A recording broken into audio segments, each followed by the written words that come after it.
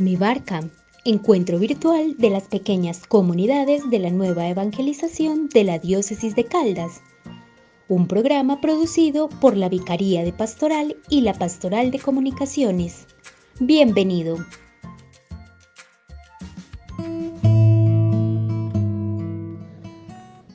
Bienvenidos de nuevo a una nueva edición de nuestro programa Mi Barca, donde construimos también una iglesia sinodal en comunión, participación y misión. Disfrutemos de este encuentro con el Señor a través de la oración, la proclamación de la palabra y a través de la enseñanza, que es enseñanza de iglesia. De nuevo, bienvenidos. En Mi Barca, hagamos oración. Ven, Espíritu Santo, ilumina mi mente, abre mi corazón, toma mis manos, para que comprenda el mensaje de la palabra, para que sienta la profundidad del amor divino, para que camine abriendo mis manos a los que necesitan curación y misericordia. Ven, Espíritu Santo, aumenta mi fe en el Dios que ama a todos, santos y pecadores. Dame el amor que abraza a todos los hombres y mujeres del mundo entero. Afianza mi esperanza en medio de mis debilidades, limitaciones e incapacidades. Ven, Espíritu Santo, yo solo sé que no puedo hacer nada. Acompáñame, guíame, llévame. Amén. En Mi Barca, recibamos la catequesis.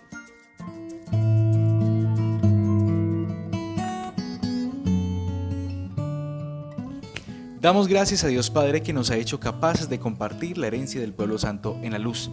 Siempre pedimos la fuerza del Espíritu Santo para ser parte como hijos de Dios, como bautizados, de una iglesia en comunión, participación y misión. Son 3 palabras clave en torno a este documento preparatorio para la 16ª Asamblea General Ordinaria de los Obispos. Ahora nos encontramos en el capítulo número 2 de este documento preparatorio que titula Una iglesia constitutivamente sinodal. Todo lo que el Señor nos pide ya se encuentra dentro del término sínodo. Es una palabra antigua muy venerada por la tradición de la iglesia, cuyo significado se asocia con los contenidos más profundos de la revelación. El Señor Jesús es el camino, la verdad y la vida. Y los cristianos, sus seguidores, en su origen, fueron llamados los discípulos del camino, y esto lo podremos confrontar en el texto de los Hechos de los Apóstoles. La sinodalidad, más que una celebración en torno a encuentros de los representantes de la iglesia, los sacerdotes, obispos y más, o una cuestión interna de administración, indica con precisión que es la forma de vivir y obrar de todo el pueblo de Dios que expresa su deseo de ser comunión, de caminar juntos en el reunirse en asamblea y en el participar activamente de sus miembros en su misión evangelizadora, porque esa es la misión de la iglesia, la evangelización en torno a la palabra que el mismo Dios nos proporciona. Aquí mencionamos los 3 elementos que esta 16ª Asamblea General Ordinaria de los Obispos pone como ejes centrales y esenciales de la iglesia sinodal: comunión, participación y misión. Bienvenidos. En el primer milenio, caminar juntos o poner en práctica la sinodalidad era algo muy cotidiano en la realidad de la iglesia. No era desconocido y no era algo extraño para ellos. Entendida como un pueblo reunido a ejemplo de la perfecta unidad del Padre, el Hijo y el Espíritu Santo. Caminar juntos implica reconocer desde el principio que todos somos miembros de un mismo cuerpo y Cristo es la cabeza de ese cuerpo, que es la iglesia, el pueblo de Dios. La unidad desde el principio ha estado clara y vigente por encima de aquellos que se impulsan en la cizaña y la confusión para debilitar esta unidad. A raíz de las pretensiones de división surgen también diversas alternativas como la concordísima Fidei Conspiratio citada por San Agustín, conocida como el propósito de acuerdo en la fe de todos los bautizados. Aquí comienzan las raíces del desarrollo de una práctica sinodal a todos los niveles de la iglesia, local, provincial y universal, que ha encontrado su mayor manifestación en el concilio ecuménico. Concilio viene del término latino que quiere decir asamblea y ecuménico viene del término griego que quiere decir universal, es decir, que concilio ecuménico es una asamblea universal. por ende un modelo acertado de comunión entre obispos y el Papa, entre toda la Iglesia universal. Por eso es que San Juan Crisóstomo afirma que la Iglesia es sinónimo de sinodalidad. También en el segundo milenio, cuando la Iglesia ha subrayado más la función jerárquica, no disminuyó este modo de proceder. Si en el medioevo y en época moderna la celebración de sínodos diocesanos y provinciales está bien documentada junto a la de los concilios ecuménicos, cuando se ha tratado de definir verdades dogmáticas, los papas han querido consultar a los obispos para conocer la fe de toda la Iglesia. Escuchen eso tan importante, recurriendo a la autoridad del sensus fidei, de todo el pueblo de Dios, que es infalible, incredendo, es decir, que no se equivoca en el momento de creer. A este dinamismo de la tradición se ha anclado el Concilio Vaticano II, como prueba de que Dios en su infinita bondad y en su voluntad quiere que toda la humanidad se salve y se santifique no aisladamente, sin una sana interacción de unos con otros, sino haciendo parte de un pueblo que le confesará en verdad y le servirá santamente. En palabras del Papa Benedicto XVI, no se puede seguir ni servir a Cristo en solitario. Ese pueblo deseado que le agradará a Cristo es su misma Iglesia, a la que todos pertenecemos por medio del bautismo.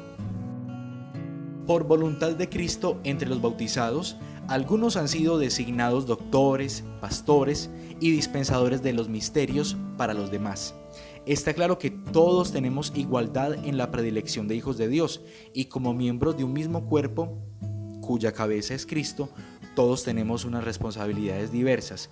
Por lo tanto, todos los bautizados, al participar de la función sacerdotal, profética y real de Cristo, en el ejercicio de la integral riqueza de carismas, de vocación y ministerios, son sujetos, es decir, somos sujetos activos para la evangelización. Desde lo singular hasta lo comunitario, todos tenemos la responsabilidad de evangelizar. El concilio ha subrayado, como en virtud de la unción del Espíritu Santo recibida en el bautismo, la totalidad de los fieles no puede equivocarse cuando cree. Y esta prerrogativa peculiar suya la manifiesta mediante el sentido sobrenatural de la fe de todo el pueblo, cuando desde los obispos hasta los últimos fieles laicos presta su consentimiento universal en las cosas de fe y costumbres. Lumen Gentium número 12. Es el Espíritu que guía a los creyentes hasta la verdad plena. A través de su obra, la tradición que deriva de los apóstoles progresa en la Iglesia, porque todo el pueblo santo de Dios crece en la comprensión y en la experiencia de las cosas y de las palabras transmitidas ya por la contemplación y el estudio de los creyentes que las meditan en su corazón, ya por la percepción íntima que experimentan de las cosas espirituales, ya por el anuncio de aquellos que con la sucesión del episcopado recibieron el carisma cierto de la verdad.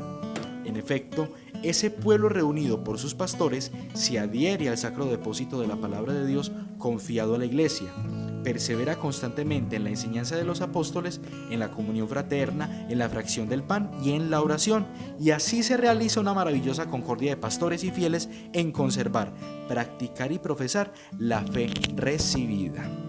Los pastores, como auténticos custodios, intérpretes y testimonios de la fe de toda la Iglesia, no teman, por lo tanto, disponerse a la escucha de la grey a ellos confiada, a su pueblo. La consulta al pueblo de Dios no implica que se asuman dentro de la Iglesia los dinamismos de la democracia radicados en el principio de mayoría, porque en la base de la participación en cada proceso sinodal está la pasión compartida por la común misión de evangelización y no la representación de intereses en conflicto. Por eso es interesante e importante el discernimiento a la hora de tomar decisiones. En otras palabras, se trata de un proceso eclesial que no puede realizarse sino en el seno de una comunidad jerárquicamente estructurada como lo es la Iglesia. Es en el vínculo profundo entre el sensus fidei del pueblo de Dios y la función del magisterio de los pastores donde se realiza el consenso unánime de toda la Iglesia en la misma fe. Cada proceso sinodal en el que los obispos son llamados a discernir lo que el Espíritu dice a la Iglesia, no solos, sino escuchando al pueblo de Dios, que participa también de la fusión profética de Cristo, es una forma evidente de ese caminar juntos, que hace crecer a la Iglesia. San Benito subraya cómo muchas veces el Señor revela al más joven lo que es mejor, es decir, a quien no ocupa posiciones de relieve en la comunidad.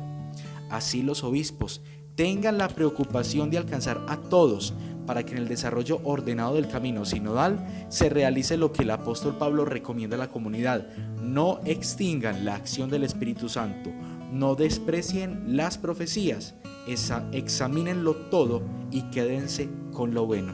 Quedémonos con lo bueno.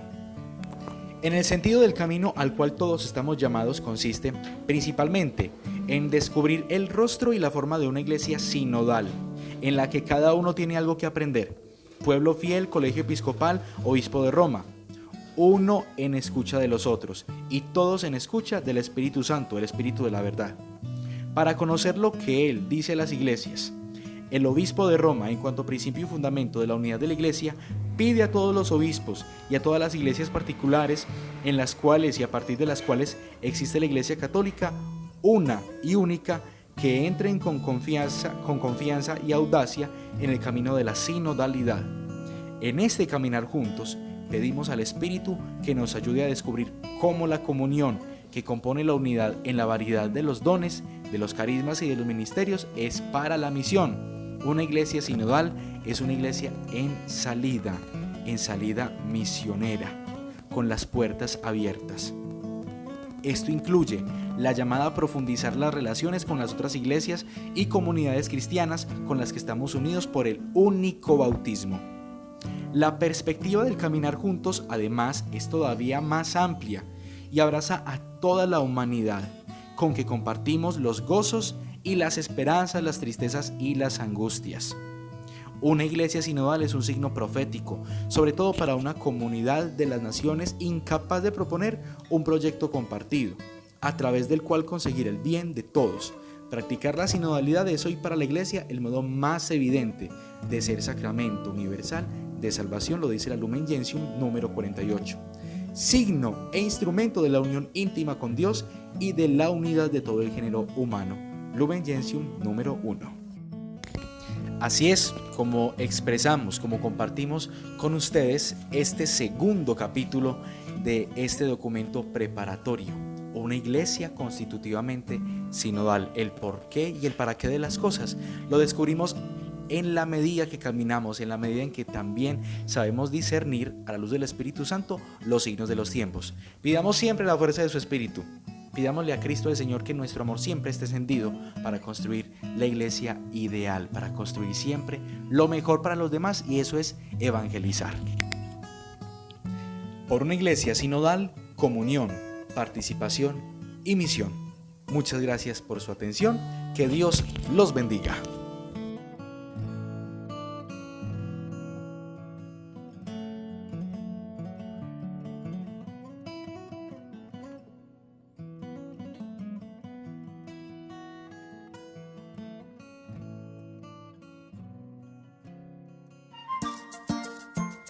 En mi barca, dejemos resonar la palabra de Dios en la Lectio Divina.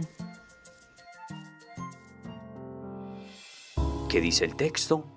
Escuchemos la palabra. Escuchemos el Evangelio de este domingo 28 del tiempo ordinario, tomado de San Marcos en el capítulo 10, versículos del 17 al 30. Cuando se puso en camino, llegó uno corriendo, se arrodilló ante él y le preguntó: Maestro bueno, ¿qué debo hacer para heredar la vida eterna? Jesús le respondió: ¿Por qué me llamas bueno? Nadie es bueno fuera de Dios. Conoce los mandamientos: no matarás, no cometerás adulterio, no robarás, no jurarás en falso, no defraudarás, honra a tu padre y a tu madre. Él le contestó: Maestro, todo eso lo he cumplido desde mi juventud. Jesús lo miró con cariño y le dijo: una cosa te falta. Ve, vende cuanto tienes y dáselo a los pobres, y tendrás un tesoro en el cielo. Después sígueme. Ante estas palabras se llenó de pena y se marchó triste, porque era muy rico. Jesús, mirando alrededor, dijo a sus discípulos: difícilmente entrarán en el reino de Dios los que tienen riquezas. Los discípulos se asombraron de lo que decía, pero Jesús insistió: qué difícil es entrar en el reino de Dios. Es más fácil para un camello pasar por el ojo de una aguja que para un rico entrar en el reino de Dios. Ellos, llenos de asombro y temor, se decían: entonces, ¿quién puede salvarse? Jesús los quedó mirando y les dijo: para los hombres es imposible, pero no para Dios, porque para Dios todo es posible. Pedro entonces le dijo: mira, nosotros hemos dejado todo y te hemos seguido.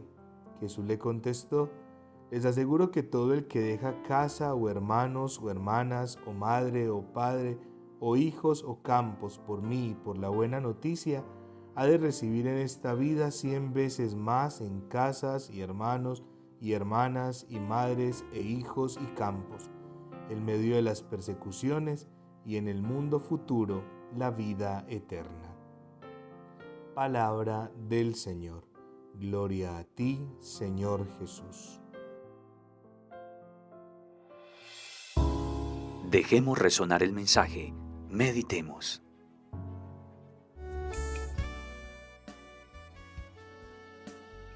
La primera escena presenta el encuentro entre el maestro y un hombre que, según el pasaje paralelo de San Mateo, es identificado como joven. El encuentro de Jesús con un joven. Él corre hacia Jesús, se arrodilla y lo llama: Maestro bueno. Luego le pregunta: ¿qué haré para heredar la vida eterna? Es decir, la felicidad. Vida eterna no es solo una vida del más allá, sino que es la vida plena, realizada, sin límites. ¿Qué debemos hacer para alcanzarla? La respuesta de Jesús resume los mandamientos que se refieren al amor al prójimo. A este respecto, este joven no tiene nada que reprocharse, pero evidentemente la observancia de los preceptos no le basta. No satisface su deseo de plenitud. Y Jesús intuye este deseo que el joven lleva en su corazón. Por eso su respuesta se traduce en una mirada intensa, llena de ternura y cariño. Así dice el Evangelio: Jesús se lo quedó mirando, lo amó.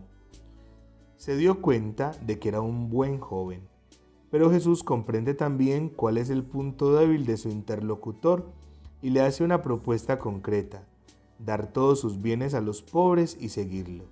Pero ese joven tiene el corazón dividido entre dos dueños, Dios y el dinero, y se va triste. Esto demuestra que no pueden convivir la fe y el apego a las riquezas. Así, al final, el empuje inicial del joven se desvanece en la infelicidad de un seguimiento naufragado. En la segunda escena, el evangelista enfoca los ojos de Jesús y esta vez se trata de una mirada pensativa de advertencia. Mirando alrededor, dijo a sus discípulos: qué difícil les será entrar en el reino de Dios a los que tienen riquezas. Ante el estupor de los discípulos que se preguntan: ¿entonces quién puede salvarse?, Jesús responde con una mirada de aliento. Es la tercera mirada y dice: la salvación. ¿Entonces quién puede salvarse? Jesús responde con una mirada de aliento. Es la tercera mirada y dice: la salvación sí, es imposible para los hombres, no para Dios. Si nos encomendamos al Señor, podemos superar todos los obstáculos que nos impiden seguirlo en el camino de la fe. Encomendarse al Señor. Él nos dará la fuerza, Él nos dará la salvación, Él nos acompaña en el camino. Y así hemos llegado a la tercera escena, la de la solemne declaración de Jesús. En verdad les digo que quien deja todo para seguirme tendrá la vida eterna en el futuro y 100 veces más ya en el presente. Este 100 veces más está hecho de las cosas primero poseídas y luego dejadas, pero que se reencuentran multiplicadas al infinito. Nos privamos de los bienes y recibimos en cambio el gozo del verdadero bien. Nos liberamos de la esclavitud de las cosas y ganamos la libertad del servicio por amor. Renunciamos a poseer y conseguimos la alegría de dar. Lo que Jesús decía: hay más dicha en dar que en recibir. El joven no se dejó conquistar por la mirada del amor de Jesús y así no pudo cambiar. Meditemos con las siguientes preguntas. ¿Cuál es el punto de este texto que más ha llamado tu atención? ¿Por qué? ¿Cuál es la preocupación del joven y cuál su engaño? ¿Cómo entender la comparación de la aguja y el camello? ¿Cómo entender y practicar hoy los consejos que Jesús da al joven? Oremos con la siguiente canción.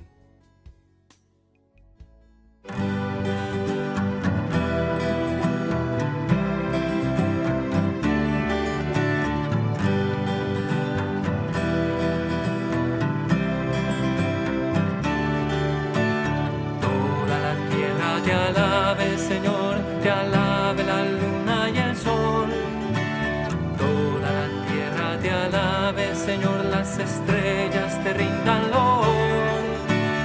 Todos los reyes del mundo, Señor, se postren ante tu esplendor. Exulten el cielo, la tierra y el mar y estallen en una canción.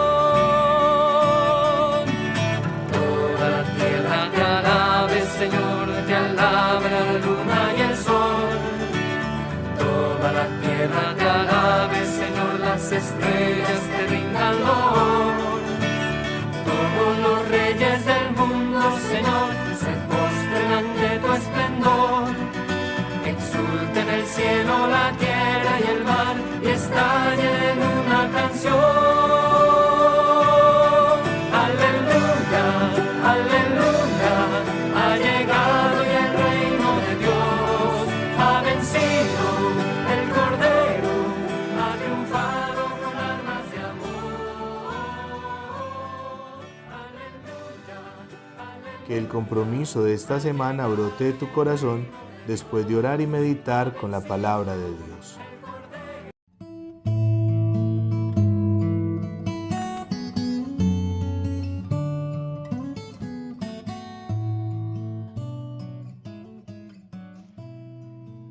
Y es el momento de despedirnos con esa claridad de que debemos de ser iglesia sinodal, en comunión, participación y misión.